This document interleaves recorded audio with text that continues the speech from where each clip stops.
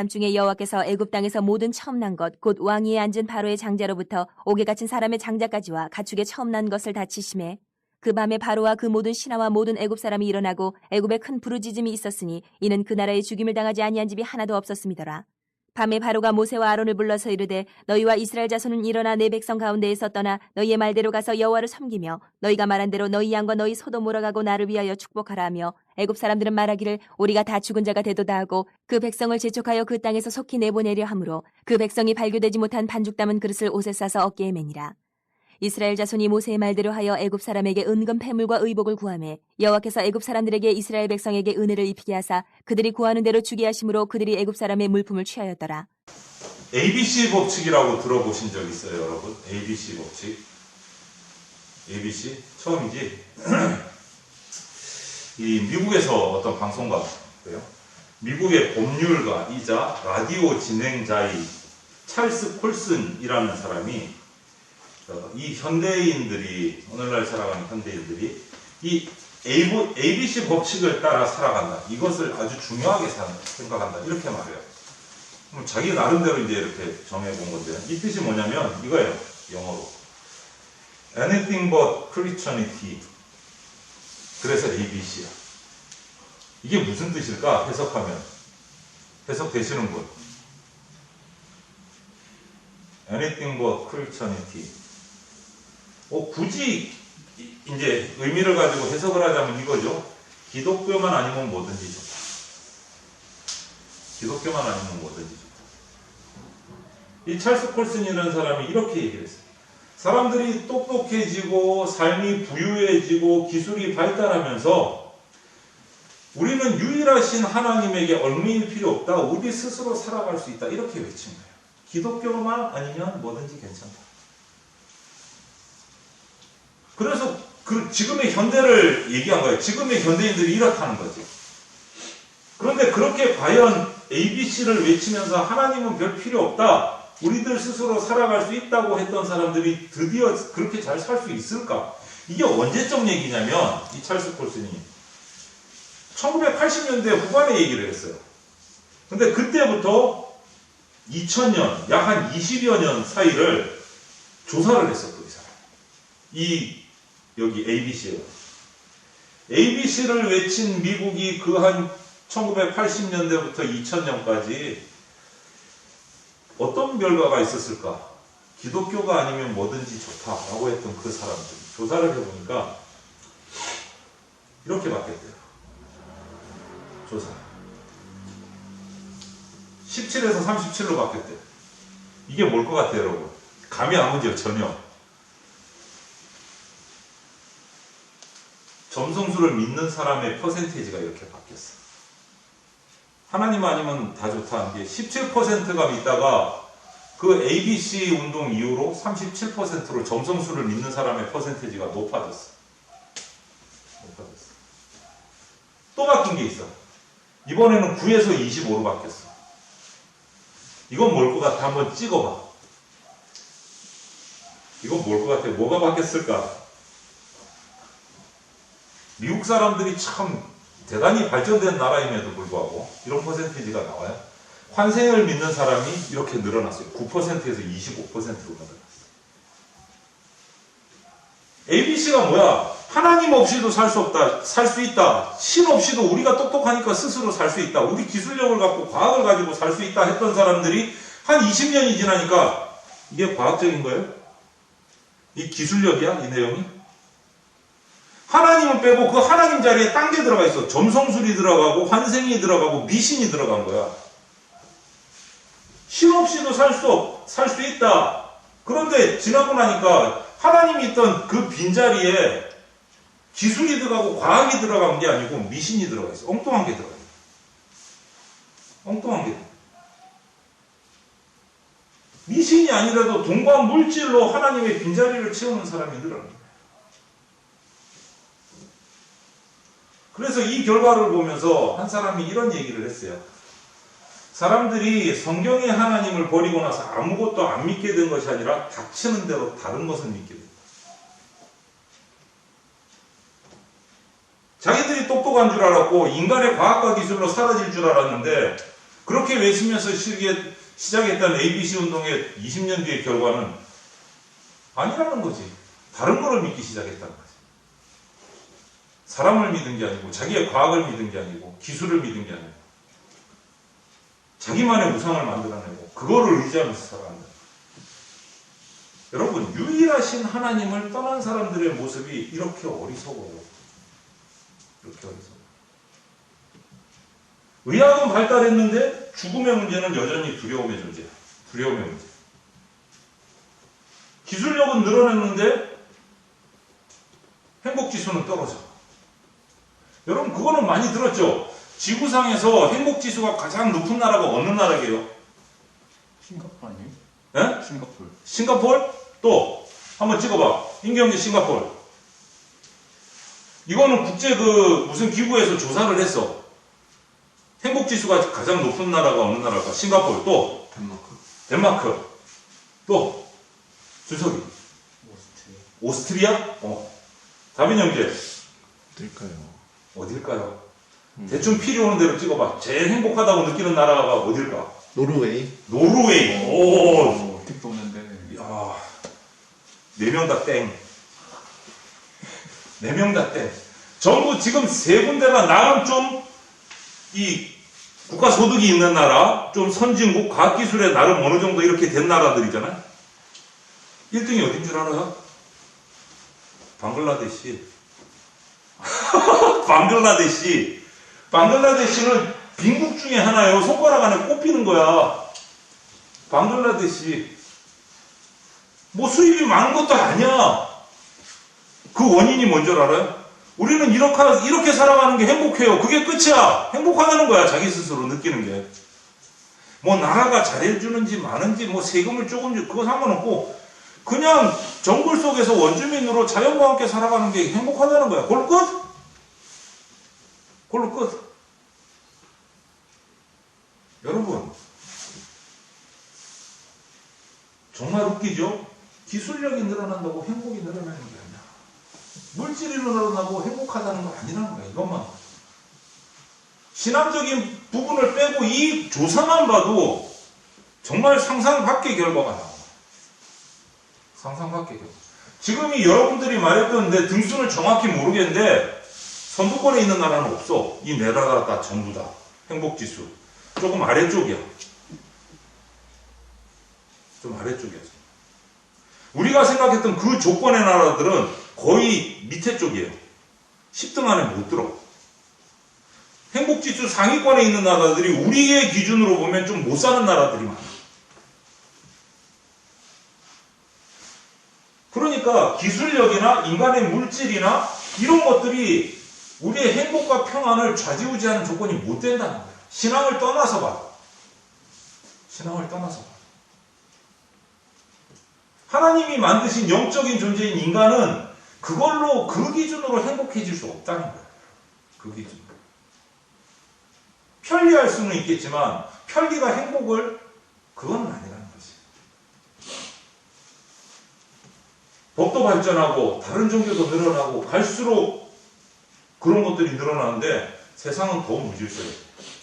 자살률은 더 높아져 가요. 하나님 외에 답이 없어요.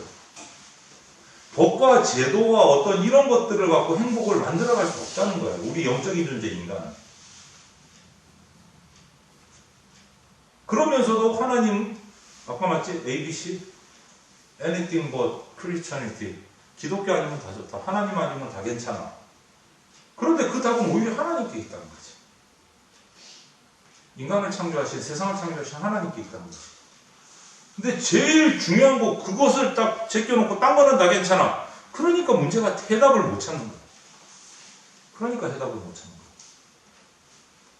의지할 것도 못 찾고 엉뚱한 데 의지해서 결국은 의지할 거면서 결국은 신을 찾을 거면서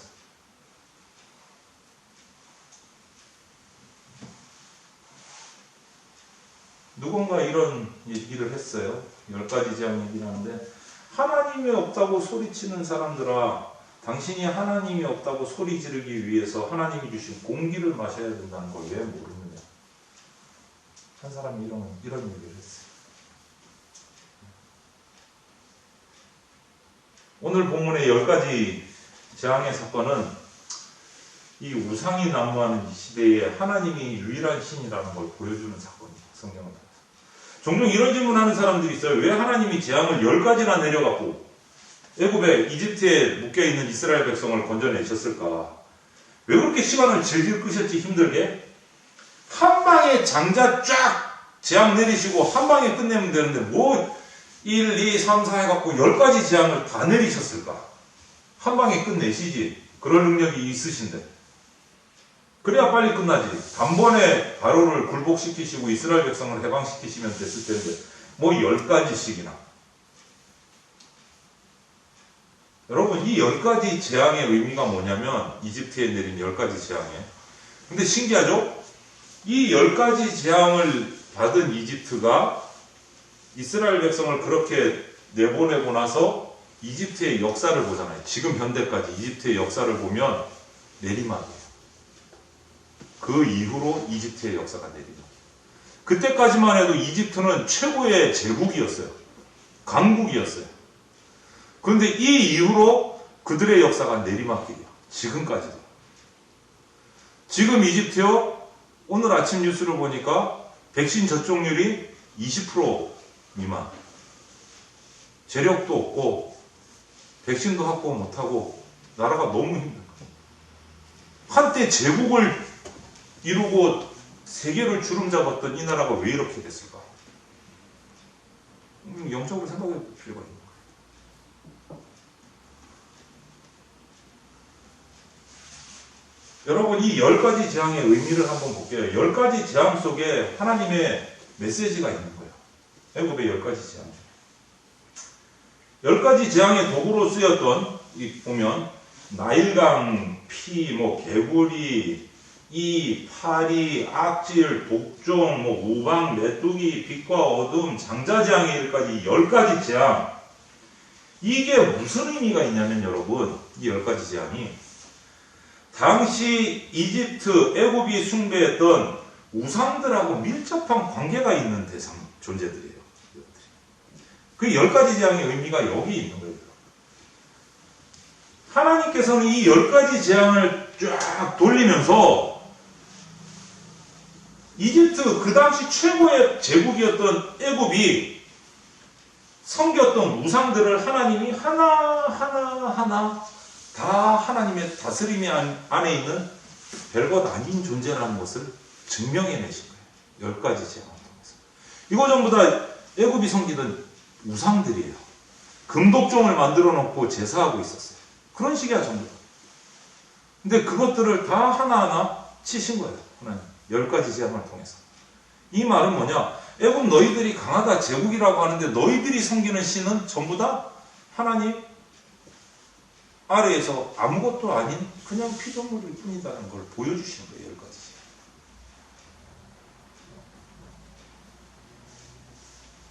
정말 풍요로움의 신이 누군지, 정말 빛과 어둠의 신이 누군지, 생명의 주관자가 누군지 이것을 분명하게 알게 하시는 게 애굽의 이집트에 내린 10재앙의 의미예요. 하나님께 있다는 거예요. 그 모든 것이. 요약하자면 이거지. 하나님만이 유일한 신이시다. 얘들은 다 그냥 피조물이라는 거예요. 하나님이 만드신 존재일 뿐이라는 거예요. 유일한 신은 하나님밖에 없으시다라는 것을 확실하게 도장 찍는 것이 10재앙이에요. 바로는 당시 강대국의 왕이에요. 세상이 주는 모든 것을 다 누릴 수 있는 진짜 갑 중의 갑이에요. 그가 마음과 힘을 다해서 자기 모든 것을 다 쏟아서 하나님을 대항했지만 결국은 무릎을 꿇을 수밖에 없었다. 오늘 본문 중에 뭐라고 그래요? 모세와 아론을 장자재앙이 끝나고 나서 모세와 아론을 언제 불렀어요? 밤에. 다 자고 쉬는 밤에 얼마나 급했으면 자기의 장자가 죽고 나니까 시간이고 뭐고 없는 거예요.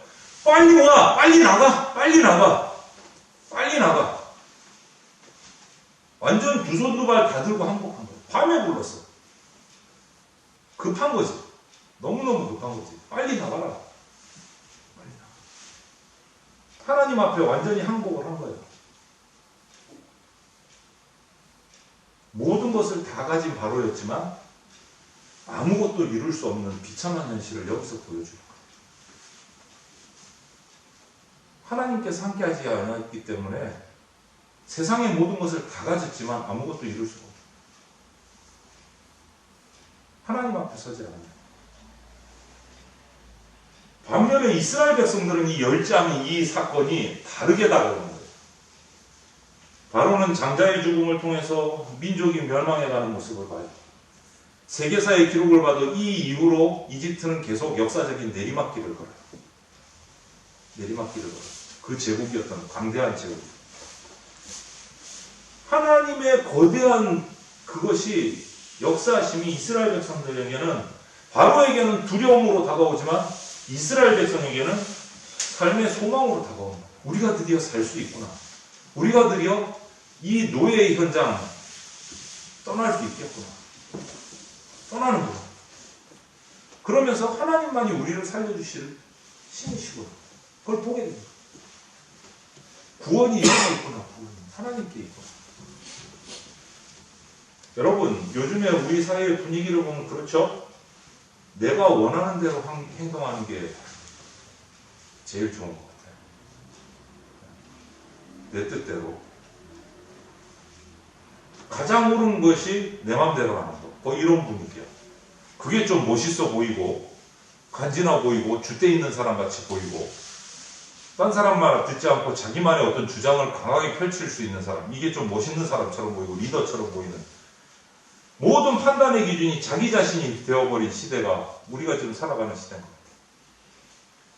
무엇이 진리이고 무엇이 비진리여서 옳고 그른가를 이런 것들을 고민하고 생각하고 이렇게 해야 되는데 그게 아니고 무엇이 나에게 유익이 되고 무엇이 나에게 불이익이 되느냐 이렇게 생각하는 세상이 되고 이렇게 생각. 자기의 유익이 최고의 목표고 그게 제일 옳은 게 돼버렸어요.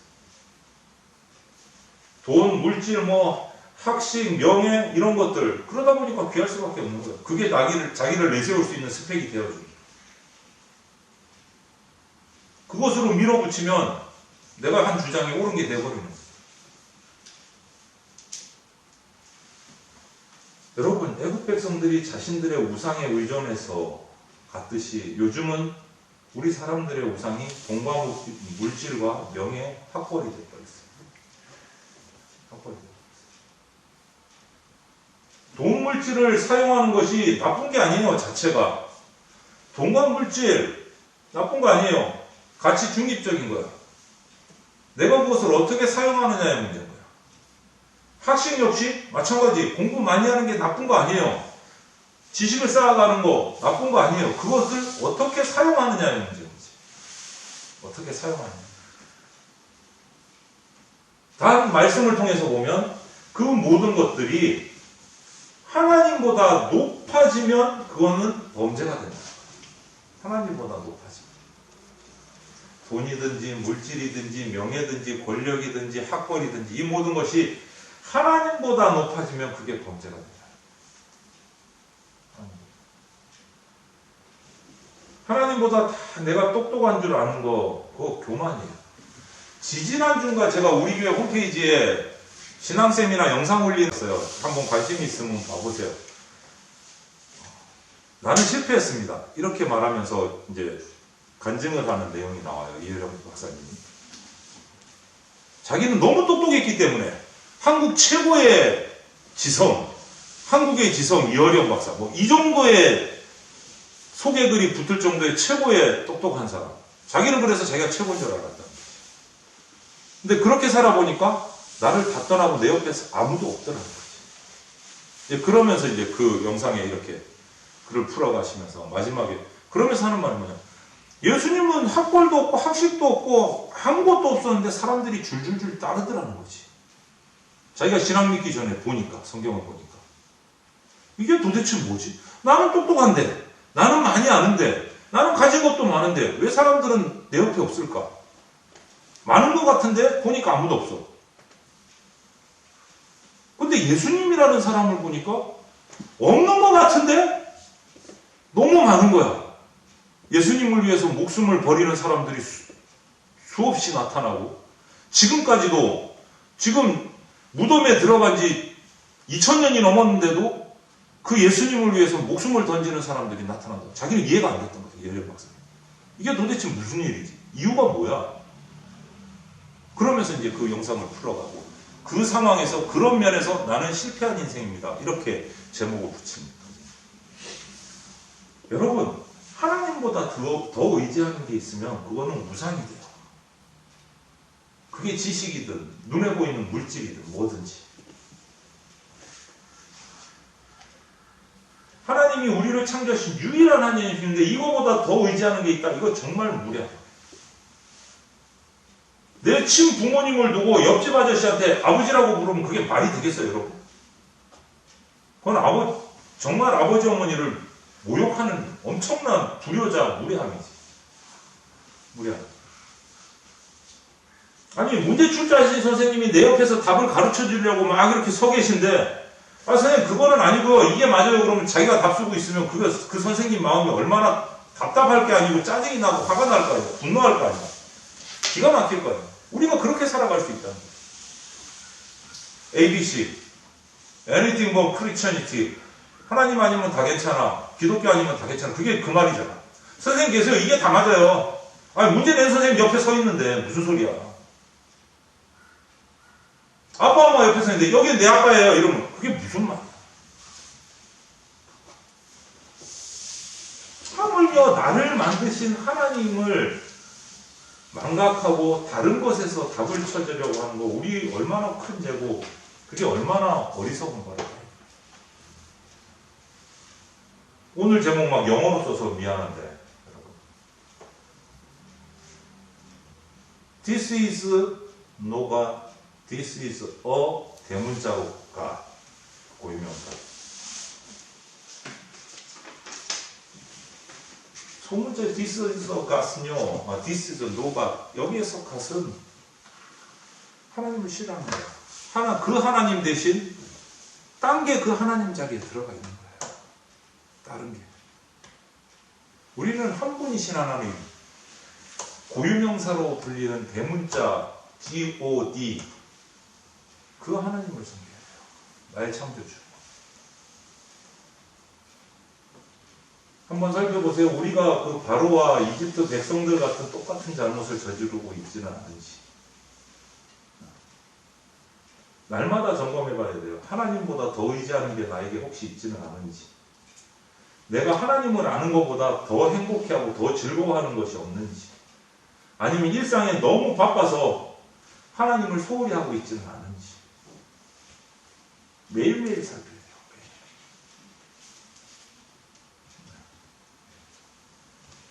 우리는 늘 하나님 순종하는 것을 거절하는 걸 잘해요. 우리 인간은 죄성이 있어서.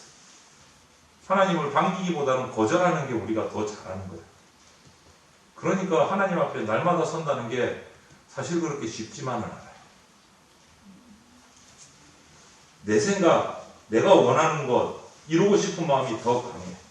내가 보니까 이게 낫던데 하는 식의 고집이 우리 가운데 너무 많아. 너무 많아. 여러분, 하나님은 나의 창조주시고 모든 역사를 다스리시는 분이세요. 그리고 영원한 생명의 소망이 하나님께만 있어요. 그것을 우리가 알고 고백해야 돼요. 그것을. 모든 일상생활들, 나의 어떤 처신, 미래에 대한 비전, 이 모든 것이 하나님을 바르게 하는 것에서 시작돼야 돼요. 하나님을 바르게 하는 것에서. 왜? 지혜의 근본이 하나님께 있고 지식의 근원이 하나님이시기 때문에 하나님을 바로 알아야 그 다음 우리가 되는 거예요. 하나님을 바로 알아야.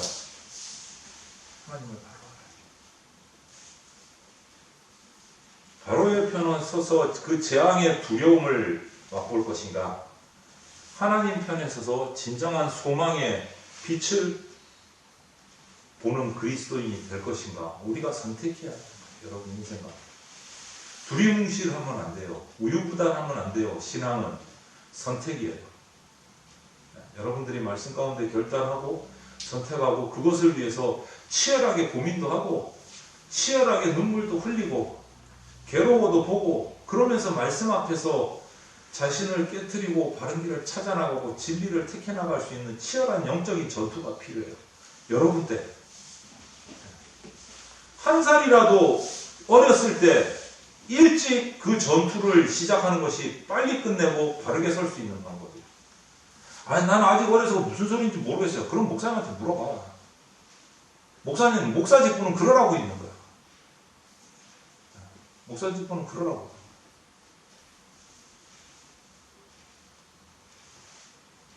하루라도 빨리 한 살이라도 어리게 영적인 고민과 이런 것들을 고민하고 해서 올바른 선택을 하지. 이거는 영화 포스터인데요. 신은 죽지 않았다 2편 포스터예요. 1편도 있는데 언제 이제 우리 이제 11월부터 이제 조금 잠잠해지면 내년에는 우리 뭐 토요일이든지 언제 이렇게 휴일날 해갖고 우리 영화 보고 이렇게 한번 얘기 나누고 이러는 시간을 갖고 싶은데 1편, 2편 다 이제 실화를 기반으로 한 각색된 영화예요. 다빈 형제는 좀 관심이 있을 수 있겠다. 안 봤습니다. 봤어요? 혹시 1편, 2편? 신은 죽지 않았다. 네? 못 봤어요. 못 봤어요? 이거 보면 되게 좀 생각할 수 있는 크리스찬으로서 되게 일상의 생활, 대학생들과 학생들의 생활 가운데서 일어난 실화들을 배경으로 해서 만들어진 영화라서 되게 좀 도전적이고 우리가 고민할 내용들이 많이 있어요. 그래서 한번 보고 이런 것들을 할 수 있으면 좋겠어요. 그래서 우리가 하나님을 선택하고 하나님을 알아가는 것이 우리 비전의 시작이고 인생의 시작이고 우리 인생을 바로 세워가는 첫걸음이다 라는 것을 기억하시고 하나님을 인정하고 살아계시는 하나님을 발견하는 그런 우리 다음 세대가 되기를 주님의 이름으로 축원을 드립니다. 같이 기도하겠습니다. 사랑이 많으신 하나님 감사합니다. 오늘도 말씀을 나누었습니다. 살아계신 하나님을 거부하지 않는 그러한 우리 다음 세대 되게 하여 주시옵소서. 살아 역사하시는 하나님, 나의 창조주 되신 하나님을 인정하고 고백하고 나의 주인으로 받아들이는 우리 다음 세대 되게 하여 주시옵소서. 비전의 첫 시작이 하나님께 있음을 깨닫게 하여 주시옵소서. 감사를 드리며 예수 그리스도 이름으로 기도합니다. 아멘.